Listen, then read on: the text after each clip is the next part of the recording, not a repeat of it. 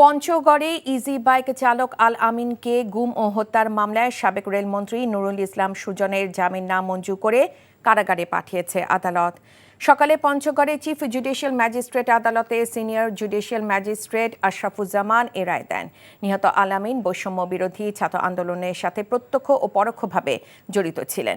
গত 10 নভেম্বর পঞ্চগড় সদর থানায় নিহতের বাবা বাদী হয়ে মামলা দায়ের করেন। মামলায় সাবেক রেলমন্ত্রীকে প্রধান আসামি করে 19 জনের নাম উল্লেখ সহ অজ্ঞাত আরও 150 জনকে আসামি করা হয়।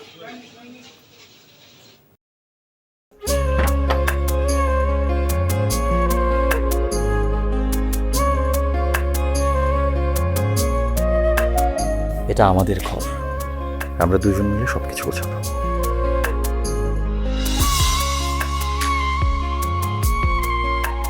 বাহ, এই ঘরটা এতদিন মরে আসছিল, নতুন বউয়ের হাত পরে একটা চক চক চক চক করতেছে। যদি কখনো কোনো ঝড়ে সেসব এলোমেলো করে দেয় তাহলে? আরে তুমি আসছো, তোমার বউয়ের হাতে রান্না খুবই চমৎকার। এলাকাটা ভালো না, একটু সবকিছু চোখে চোখে রাখেন। আমার খাওয়ানিও তোমার কোনো চিন্তা করতে হবে না। এই যে চুড়ি দিয়েছে, শাড়ি দিয়েছে না যেগুলো, তার কাছে যাও যাও যাও, সরো সরো। পৃথিবীতে মানুষের মানুষের সম্পর্কের বড় সমস্যা কি জানো? ভুল বোঝাবুঝি।